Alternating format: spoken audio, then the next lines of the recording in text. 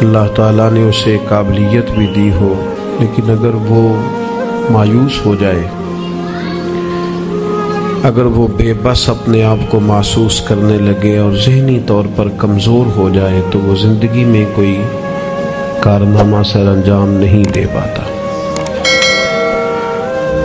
جو لوگ باہمت ہوتے ہیں اور جو امیدیں مضبوط رکھتے ہیں، جدوجہد کرتے رہتے ہیں، ہوا تیز ہو یا ہوا ہلکی ہو، زمانہ دھوپ کا ہو یا چھاؤں کا ہو، جن کی ہمتیں نہیں ٹوٹتی، اللہ تعالیٰ انہیں منزل مقصود پر پہنچا دیتا ہے۔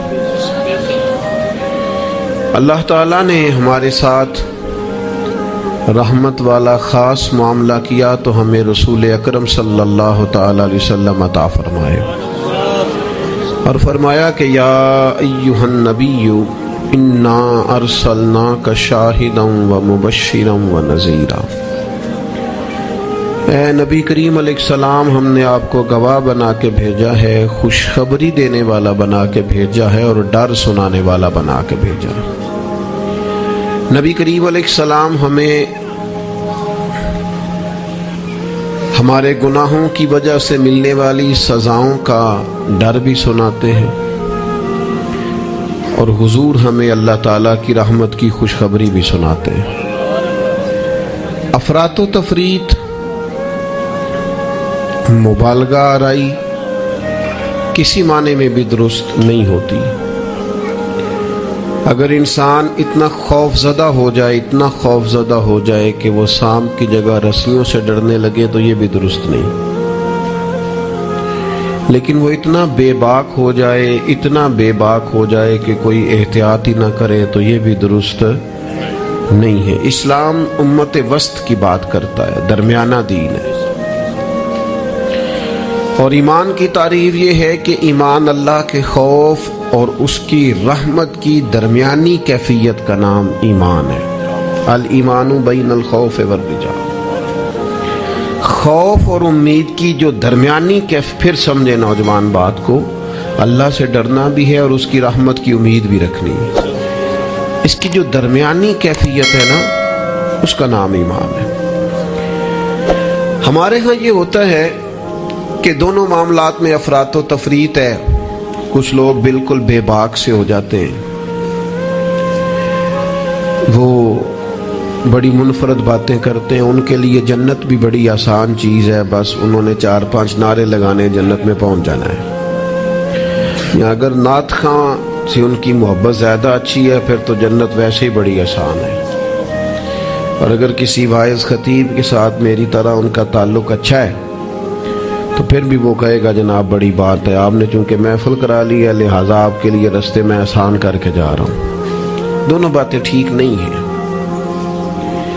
آپ اچھی طرح اس بات کو سمجھ لیں کہ نبی پاک علیہ السلام نے فرمایا اللہ تعالیٰ نے جنت کو مشکلات سے ڈھانپ دیا اور دوزخ کو خواہشات سے ڈھانپ دیا۔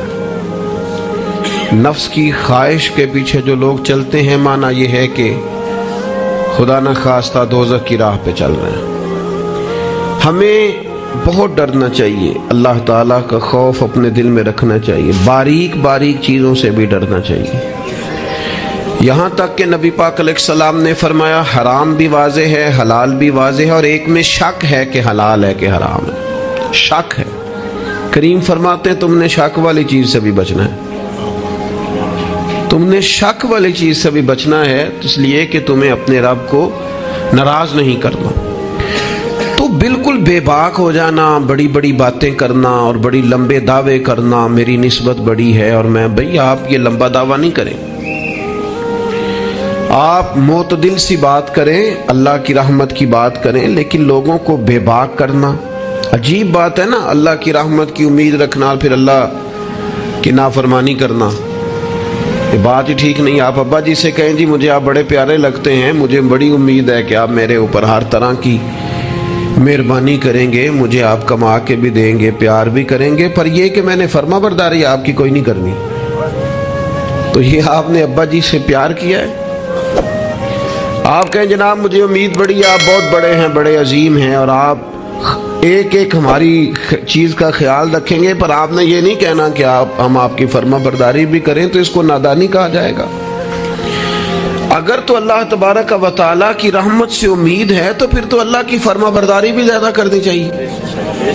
تو اس لیے بے خوف نہیں ہونا، بے خوف نہیں ہونا۔ حضرت عمر فرمایا کرتے تھے کہ اگر قیامت والے دن کسی کا حساب نہ ہوا، ایک بندے کا ہونے لگا تو مجھے ڈر لگتا ہے وہ میں ہی ہوں گا، لیکن مجھے اپنے رب کی رحمت سے امید اتنی ہے، اگر اعلان ہوا نا وہ فلانا بندہ ہے جو بغیر حساب جائے گا تو امید ہے وہ بھی میں ہی ہوں گا۔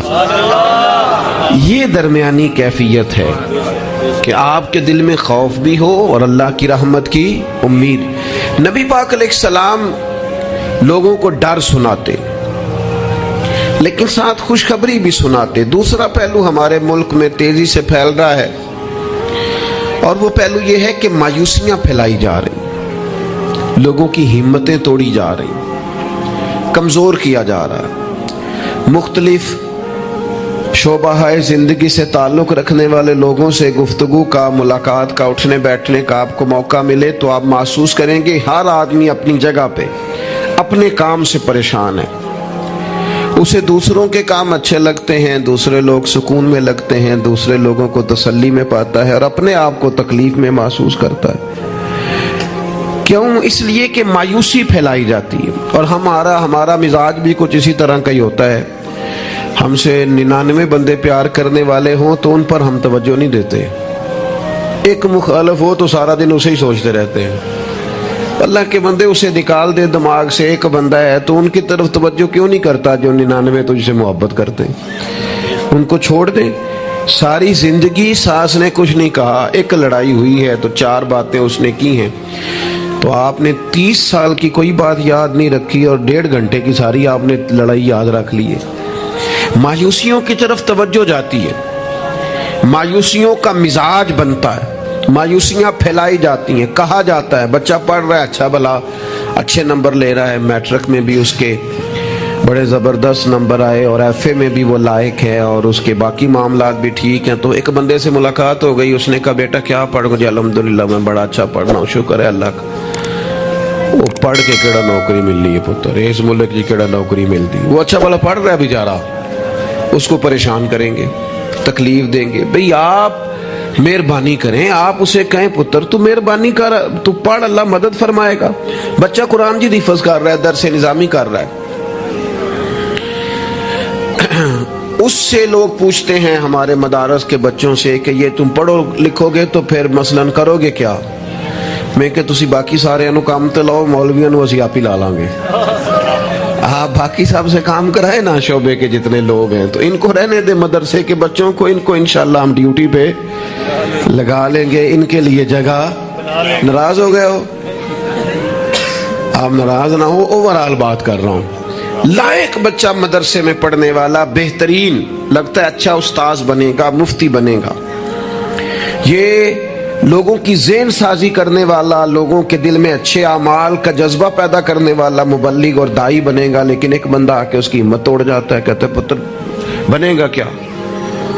تو کمزوری پھیلاتے ہیں ہم۔ ہمارے ملک کی کسی اور کو کمزوریاں بیان کرنے کی ضرورت نہیں، سب سے زیادہ کوتاہیاں ہم خود بیان کرتے ہیں۔ مجھے ایک دن ایک دوست آ کے کہنے لگے لوگوں کی علماء کے بارے میں رائے ٹھیک نہیں، تو میں ہنس پڑا۔ کہ آپ ہنسے ہیں، میں کہ تیرے خیال سے پریشان ہوں گا؟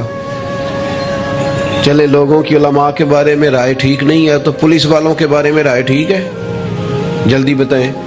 سوئی گیس کے محکمے والوں کے بارے میں، ریلوے والوں کے بارے میں، وابڈا والوں کے بارے میں، سیاستدانوں کے بارے میں، بچہ ٹھیک آندا نہ ہی پوچھو، تسی پوچھنے والی گل ہی نہیں۔ تو یہ سب کے بارے میں ہمارا یہی حال ہے، ہم صرف اور صرف کمیاں بیان کرنے کے حق میں مایوسیاں پھیلاتے ہیں، کمزوریاں بیان کرتے ہیں۔ ہمیں اللہ نے وہ محبوب دیے ہیں جنہوں نے ہر بندے کو خوشخبری ہی عطا فرمائی ہے۔ نبی پاک علیہ الصلوۃ والسلام اس طرح کی ذہن سازی کرتے، اس طرح کا شوق پیدا کرتے، اس طرح کی طلب پیدا کرتے، اس طرح کا رنگ انسان کے دل میں موجزن کرتے کہ جینے کا نہیں، مرنے کا بھی مزہ آنے لگتا۔ یعنی مرنے میں بھی لذت نصیب ہوتی حضور اس طرح کا انسان کو تازہ دم کرتے. بخاری میں حدیث ہے، حضرت جابر ابن عبداللہ رضی اللہ تعالیٰ عنہ ارشاد فرماتے ہیں کہ میدان جب خندق کا موقع ہے نا، جنگ خندق کا، تو ایک صحابی کھجور کھا رہے تھے. انہوں نے نبی کریم علیہ السلام سے پوچھا، یا رسول اللہ صلی اللہ تعالی علیہ وسلم، اگر میں اس جنگ میں شہید ہو جاؤں تو کہاں جاؤں گا؟ تو میرے کریم نے فرمایا اپنے رب کی رحمت میں، جنت میں.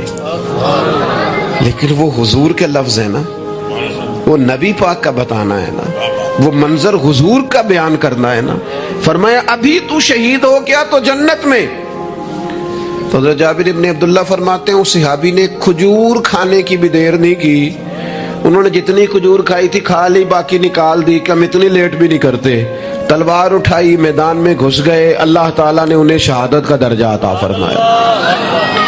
آپ اپنے بچوں کو، آپ نہیں ویسے کرتے ہوں گے، اوورآل بات کرتا ہوں، وہ بچے سے غلطی ہو گئی، ہمارے بچے سے، ہمارا اپنا بیٹا ہے، نہیں گیا وہ ایک دن اسکول، اس کا ذہن بنائیں کہ پڑھے. ہمارا بچہ ہے، کسی کا نہیں، ہمارا بیٹا ہے. تو ہمارے پنجاب میں کیا اس کا علاج کرتے ہیں، کہتے تسی نہیں پڑھ سکتے، ساڈے منڈے پڑھ جانے کتے لکھے ہے، تسا نہیں پڑھنا، تسی انجے دیو. سوال بھئی آپ کس کو کہہ رہے ہیں بھلا؟ اپنے بیٹے کو. آپ کی ذمہ داری شوق پیدا کرنا ہے. آپ اسے کہہ رہے ہیں تمہارا کچھ نہیں ہو سکتا، تم آگے جا ہی نہیں سکتے، تم نکل جاؤ گے تو باقی. او بھئی آپ کیا کرتے ہیں؟ آپ تازگی پیدا کریں طبیعتوں میں. نبی پاک علیہ السلام تازگی. حضرت سیدنا عبداللہ ابن عباس نے حضور کے لیے پانی رکھا وضو کا. میرا دل کرتا ہے میں اپنے کریم کے لیے پانی رکھوں. سیدنا بلال سے اجازت لے کے رکھا. یہ شوق بھی بڑے کمال ہیں، کسی کو لگ جائیں تو. پانی رکھا وضو کا. اللہ کے حبیب علیہ السلام نے فرمایا پانی کس نے رکھا ہے؟ جناب عبداللہ ابن عباس نے. تو حضور نے ہاتھ اٹھائے، کہا اللہ اسے دین کی سمجھ عطا فرما.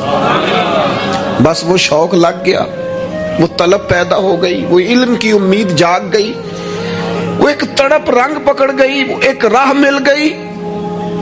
وہ طبیعت کے اندر ایک ایسی لہر اٹھی کہ حضرت عبداللہ ابن عباس اگرچہ خاندان رسول میں سے تھے، حضور کے چچا زاد تھے صلی اللہ تعالی علیہ وسلم، لیکن جس صحابی کے پاس پتہ چلتا نا حضور کی کوئی حدیث ہے، جا کے دروازے پہ بیٹھ جاتا. لو لگ گئی نا، وہ شوق بیدار ہو گیا نا. محبوب نے چنگاری ایسی جلا دی نا شوق علم کی.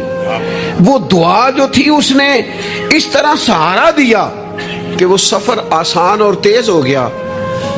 حضرت ابی بن کعب رضی اللہ تعالیٰ عنہ کا گھر مدینہ منورہ میں اس جگہ پہ تھا جہاں دروازہ ان کا صحرا میں کھلتا تھا.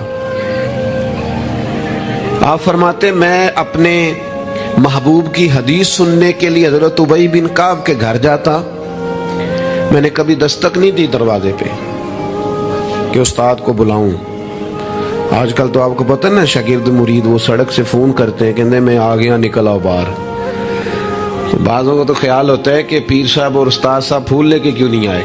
اللہ ماشاءاللہ باہر آنا چاہیے تھا، پہنچ جو گیا ہوں میں. فرماتے میں دروازے پہ جا کے بیٹھ جاتا اور دستک نہیں دیتا تھا. میری خیال تھا کہ وہ خود سے جب آئیں گے نا تو پھر ان سے حضور کی حدیثیں سنوں گا. کبھی کبھی یوں بھی ہوتا کہ جب ٹھنڈی ہوائیں مدینہ چوم کے گزرتی تو میں صحرا میں ان کے دروازے پہ بیٹھا ہوتا تو وہ ریت اڑتی تو میرے بالوں میں پڑ جاتی.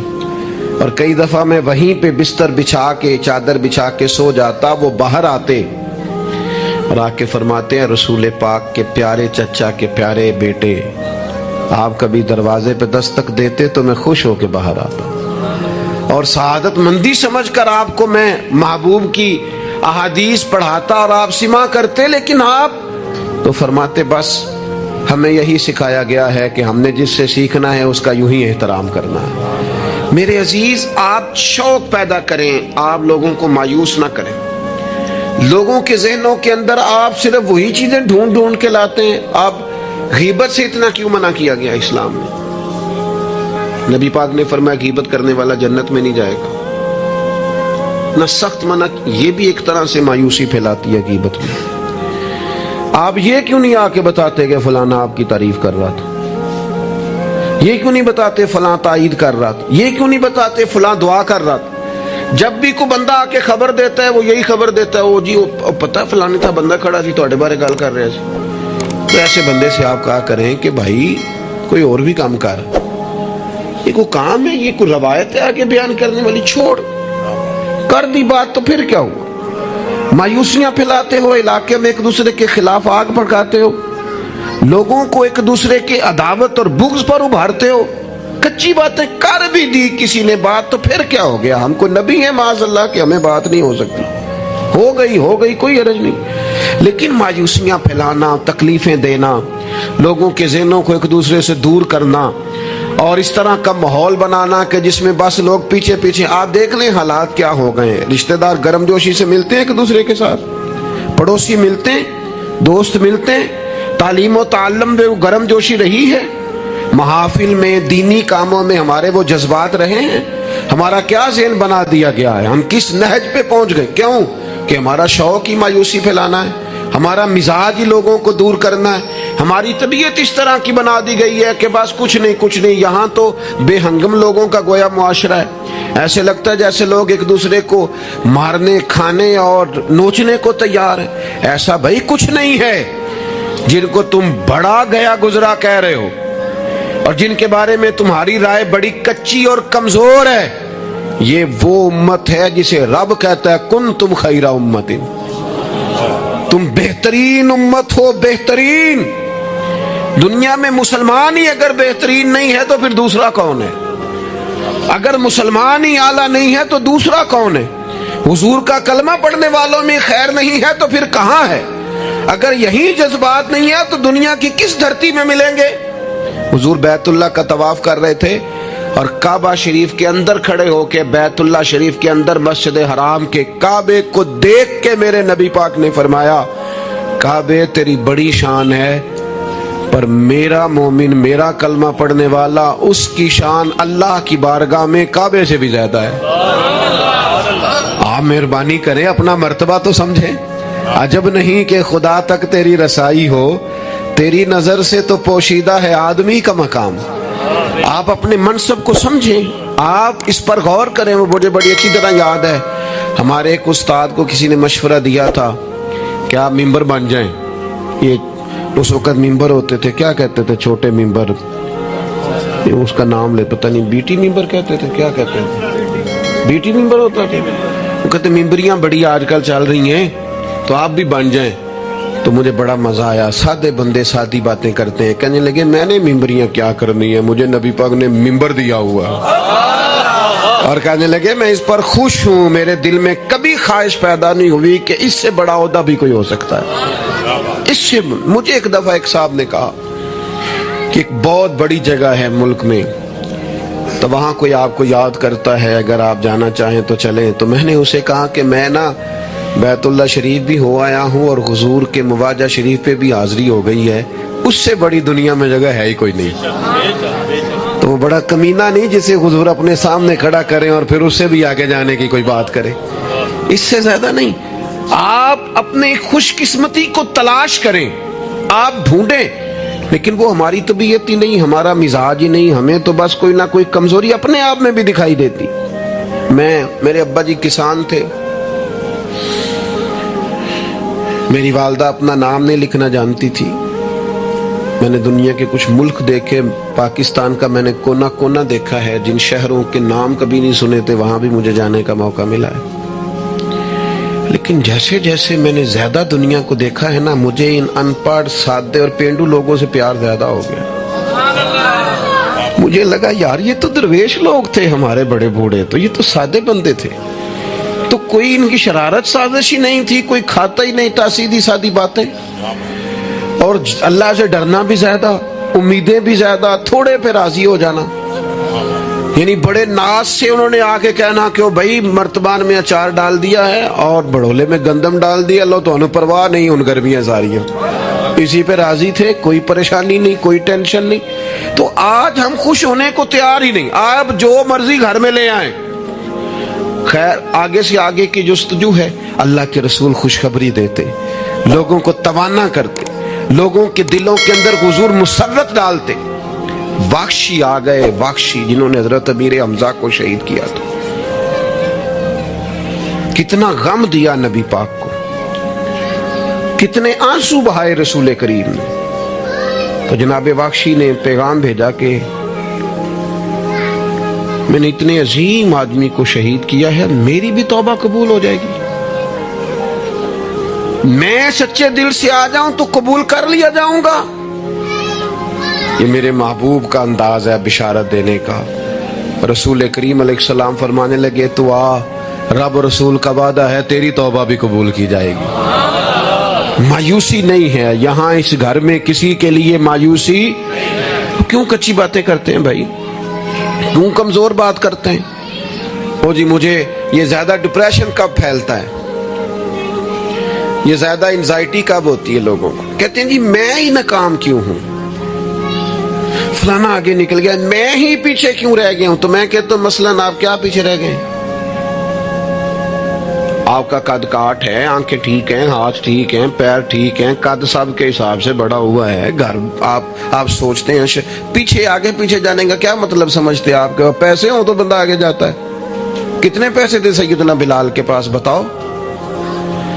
आपने गलत जगह को तरक्की का नाम दिया है।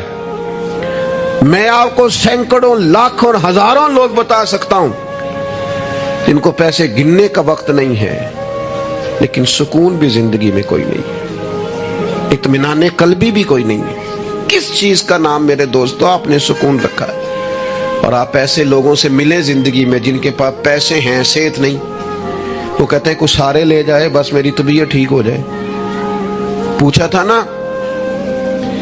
हजरत बहलोल दाना, पानी मांगा गर्मियों में हारून रशीद ने, तो पानी का प्याला करीब करने लगे तो बादशाह थोड़ी देर पहले बड़ी बातें कर रहा था कि मैं बादशाह हूं। तो हजरत बहलोल दाना फरमाने लगे एक बात तो बता, अगर पूरी सल्तनत में पानी ना मिले तो कितने को दे देगा तू। कहने लगा जी आधी सल्तनत दे के भी पानी का प्याला ले लूंगा। तो आप फरमाने लगे अगर ये पानी तो पिए और फिर खुदा न खास्ता तेरा ये पानी खराज ना हो, तकलीफ हो जाए, मसाने में पेशाब ना आए और तू दर्द से कर रहा है तो फिर क्या करेगा। कहने लगा जी अल्लाह माफ करे, उस वक्त तो दिल करेगा सारी सल्तनत दे दूं। फरमाने लगे क्या नतीजा निकला दौलतों का, हुकूमतों का क्या नतीजा निकला। ओ भाई तेरी सेहत ठीक है, ये भी तो कामयाबी है। ओ मेरे भाई तेरे घर में माँ बाप मौजूद हैं, ये भी तो कामयाबी है। रब ने औलाद दे रखी है, छोटी कामयाबी है। बहन भाई हैं, छोटी कामयाबी है। कायनात की सबसे बड़ी कामयाबी ये है कि तू मोहम्मद अरबी का कलमा पढ़ता है, तू रसूलुल्लाह का गुलाम है।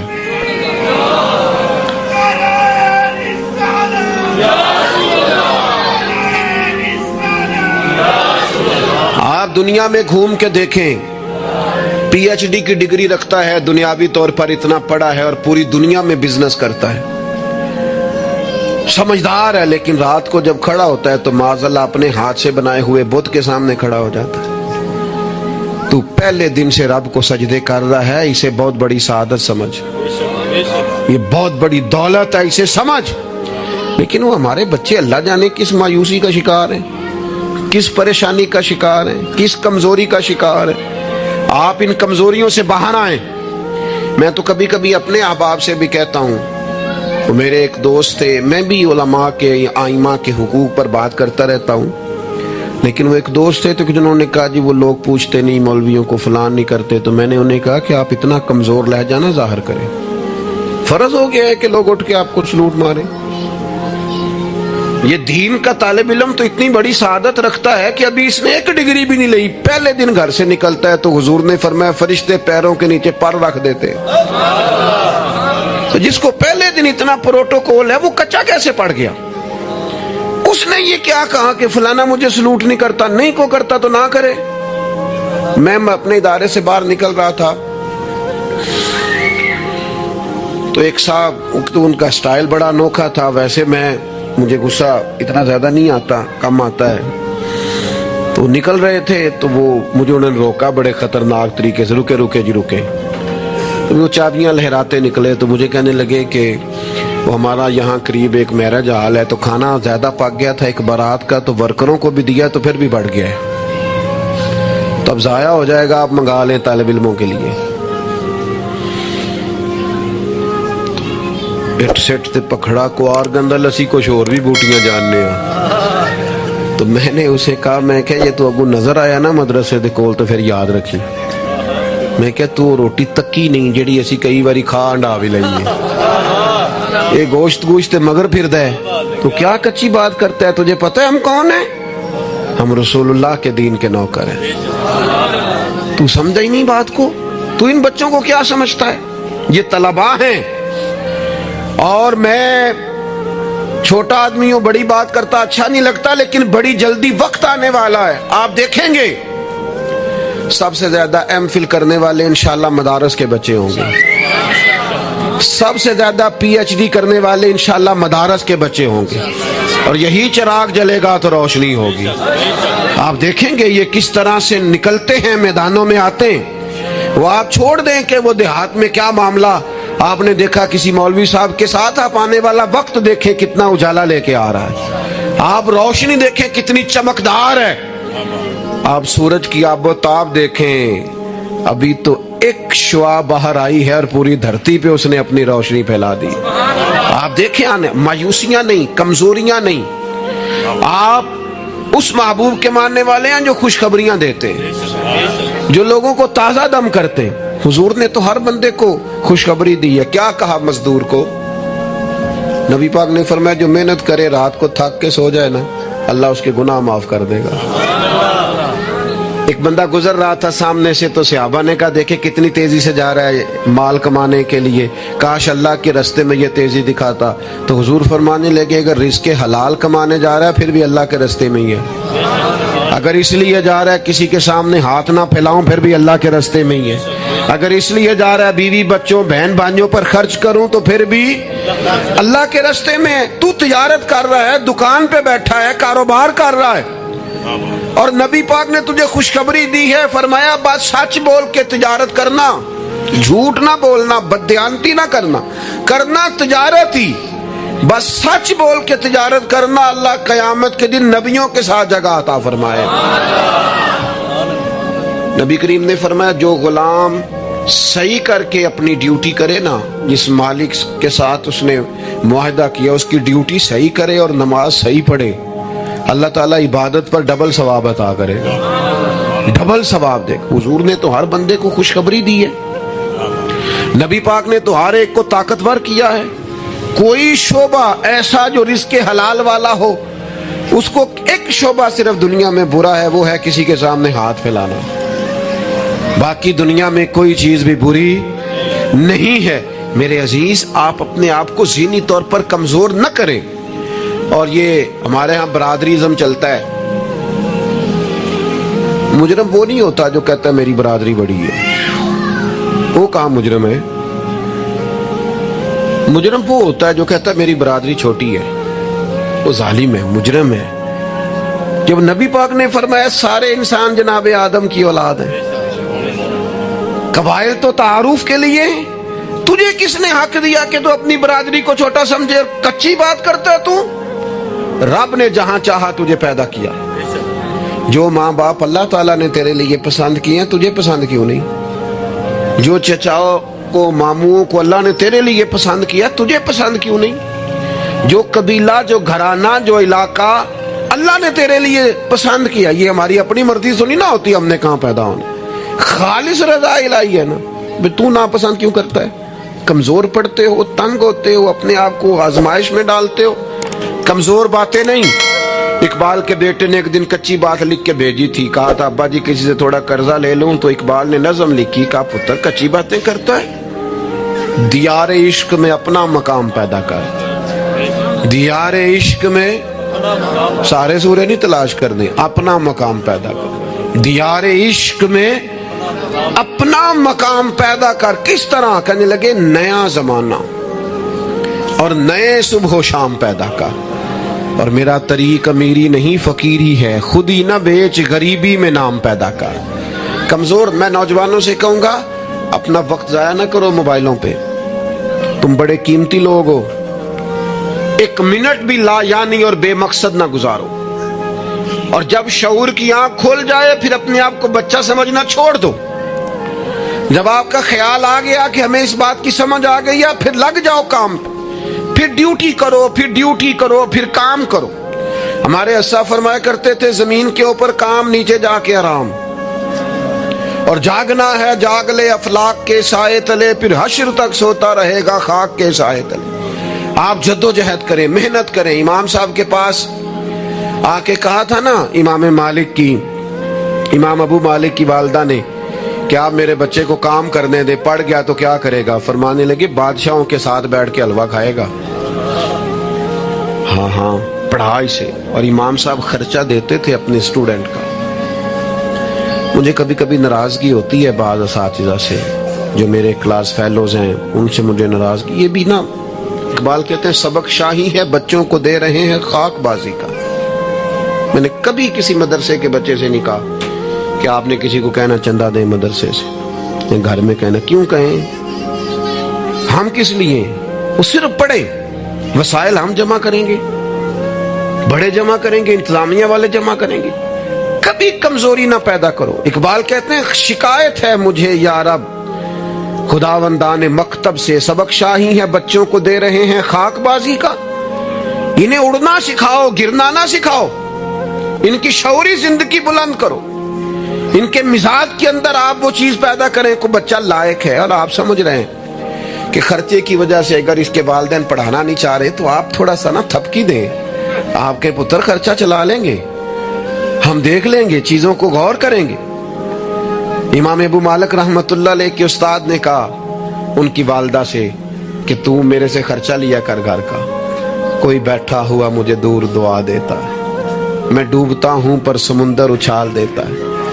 فرماتے ہیں پھر میں نے پڑھا اور وہ وقت آیا کہ ہارون رشید نے مجھے قاضی القضاء بنا لیا اور میری ماں مجھے ملنے آئی تو کوئی مسئلہ ڈسکس کرنا تھا تو ہارون رشید نے مجھے تخت پہ بٹھایا، حلوہ منگا لیا اور میرے ساتھ بیٹھ کے کھانے لگے. میری اماں آئی، پوچھا میرا پتر کہاں ہے؟ تو کہا وہ تو حلوہ کھا رہے ہیں وہاں بادشاہ کے ساتھ. تو رو پڑی، کہنے لگی یا اللہ اس کے استاد پہ رحمت فرما. کب کہا تھا وہ خود رخصت ہو گئے دنیا سے، لیکن کیا چاندنی کر گئے. میرے عزیزو کم ہمتی نہیں، کمزور. یہ کیا کیا ہے اتنے سارے اسلامی ممالک نے؟ آپ کٹھے ہوئے ہیں اور آپ نے کٹھے ہو کے صرف اسرائیل کو آپ دب کے جواب بھی نہیں دے سکے. کم ہمتی دکھائی آپ نے. آپ ایک بات بھی نہیں کر سکے، آپ کے اندر اتنی جرت بھی نہیں تھی آپ کلام کرتے. آپ یہی کہہ دیتے کہ ہم ان کے ساتھ ہیں. تم سے تو اچھے وہ لوگ ہیں جو کفرستان میں رہتے ہیں، غیروں کے ملک میں، اور فلسطین کے حق میں ریلیاں نکال رہے ہیں. کمزوروں تم تو بات بھی نہ کر سکے. یاد رکھنا ہمتیں، طاقتیں، تندرستیاں یہاں ہوتی ہیں. پورا باب ہے بخاری میں کہ انسان مال کا غنی نہیں ہوتا، دل کا غنی ہوتا ہے. آپ کا دل کتنا وسیع ہے. مولا علی شیر خدا کرم اللہ تعالی وجہ الکریم نے امام حسن سے فرمایا تھا بیٹا 3 لوگوں سے مشورہ بھی کبھی نہیں کرنا. ایک تو ہے نا دوستی کرنا، تعلق رکھنا، فرمایا مشورہ بھی نہیں کرنا. حضور کس سے؟ فرمایا بزدل سے مشورہ نہیں کرنا، وہ کبھی دلیری کی بات نہیں بتائے گا. اور لالچی سے مشورہ نہیں کرنا، جس کا دل ہی آزاد نہیں، ہر وقت لالچ میں الجھا ہوا ہے، کیا رائے دے گا. اور تیسرا فرمایا تھا کنجوس سے مشورہ نہ کرنا، جس کا دل بڑا نہیں دماغ کیسے بڑا ہو سکتا ہے. آپ طاقتور زندگی گزاریں، ذہنی طور پر اپنے آپ کو مضبوط رکھیں. حضور خوشخبری دیتے اور خوشخبری دینے کا حکم دیتے. جب بھی کسی جگہ نبی پاک علیہ السلام کسی قافلے کو روانہ کرتے، جب بھی 2 باتوں کا حکم ضرور ارشاد فرماتے، اور یہ حضور کے وسیلے سے ہمیں ملی ہے. ہمیں چاہیے کہ ہم یہ 2 باتیں ہمیشہ یاد رکھیں. کسی جگہ بھی نبی کریم کسی قافلے کو بھیجتے تبلیغ کے لیے، جہاد کے لیے، کسی اور کام کے لیے، تو 2 باتیں حکمن فرماتے. ایک حضور فرماتے وہاں جاؤ نا تو لوگوں پر آسانی کرنا، مشکل نہ کرنا. آسانی کرنا لوگوں پر، بوجھ نہیں ڈالیں آپ کسی پر. آپ کا وجود، آپ وہ بھی میرے کان میں دوست کہہ رہے تھے تقریر لمبی کرے آ جائے، تو یہ بھی الحمدللہ میرے ساتھ ہی ہوتا ہے. ورنہ میں نے وہ دور بھی دیکھا ہے اللہ ماشاءاللہ کہ جمعے والے دن بندے گھڑیاں دکھا رہے ہوتے تھے. کیوں ہم ایسا کام کریں یہ سودا بڑا نکھرا ہوا سودا ہے. اس سودے کو تو اس حسن کے ساتھ آگے لے جانا چاہیے کہ اس کو قبول کرنے کو جی چاہے, طبیعت چاہے, تشنگی قائم رہے. تو باقی میں لمبی بات کرنے والے کا بھی مخالف نہیں ہوں, وہ کرے, لیکن ہمارے حضرت فرمایا کرتے تھے خیر الکلام ما قل و دل, بات بہتر وہ ہوتی ہے تھوڑی ہو ذرا مدلل ہو. اس کو لٹکائے. میں نے ایک ہی بات, ایک ہی مضمون آپ کے سامنے بیان کیا, میں دائیں بائیں تو نہیں نہ گیا. یہی طرز زندگی ہے کہ آپ ایک ٹائم میں ایک بات کریں, 100 باتیں نہ کریں, ایک عنوان اور ایک پر. اور میں دعویٰ نہیں کرتا, لیکن یہاں بیٹھے میں نوجوانوں کے چہرے پڑھ رہا ہوں. آپ یقین کریں, مجھے اللہ کی رحمت سے امید ہے کہ ذہن میں منصوبہ بندی کر رہے ہیں, انشاءاللہ ان کچھ کرنا ہے. یہ میں ذہن دیکھ رہا ہوں, یہ خدا کی رحمت سے ہوتا ہے. کوئی شخص اپنا اس میں کوئی کمال نہیں رکھتا, لیکن وہ کیا ہے کہ ہم اپنے بچوں کو طاقتور ہی نہیں کرتے, مایوسی نہیں کرتے, ٹائم ہی نہیں دیتے, ان کو کہتے نہیں پتر تو ہمت تو کر, اللہ کرم کرے گا. 2 باتوں کا حضور حکم دیتے, ایک تو نبی پاک فرماتے لوگوں پر آسانی کرنی ہے مشکل ہے, اور دوسرا حضور فرماتے لوگوں کو خوشخبریاں دینا, ڈر نہ سنانا. خوشخبری دینا, لوگوں کو ڈر, لوگوں کو خوف زدہ نہیں کرے, ڈر نہیں سنائے. وہ کچھ ڈاکٹر حضرات ایسے ہوتے ہیں, میرے بھی ایک دوست ہے ڈاکٹر صاحب, وہ ہر بندے سے کہتے تھے جی میں جی آپ کو ذہنی طور پر آزاد نہیں کرنا چاہتا, آپ کو محتاط ہونے کی ضرورت ہے. اور میں نے کہا یار تو خیر کی خبر دیا کر, ایسا نہ ہو کہ بہت سارے بندے تو تھوڑے دل کے ہوتے ہیں, وہ کوئی کام ہی نہ خراب ہو جائے. تو کہا کر اللہ کرم فرمائے گا. آپ احتیاط ضرور کریں پر اللہ رحمت کرے گا. کمزوری نہیں, خوشخبری اور مزاج میں تازگی. پتہ ہے ہمارے بوڑھے زیادہ بیمار کیوں ہو جاتے ہیں؟ بس بات سمیٹنے لگا ہوں, اہم بات ہے, آپ نے ہلنا جلنا نہیں, اپنی جگہ سے زیادہ غور سے سننی. یہ ہمارے بوڑھے زیادہ بیمار کیوں ہوتے ہیں؟ پھر غور کریں, میں زیادہ توجہ چاہتا ہوں. ہم اپنے بزرگوں کو نہ, بڑوں کو, وہ بزنس سے, کاروبار سے, نوکری سے ریٹائر ہوتے ہیں, ہم انہیں زندگی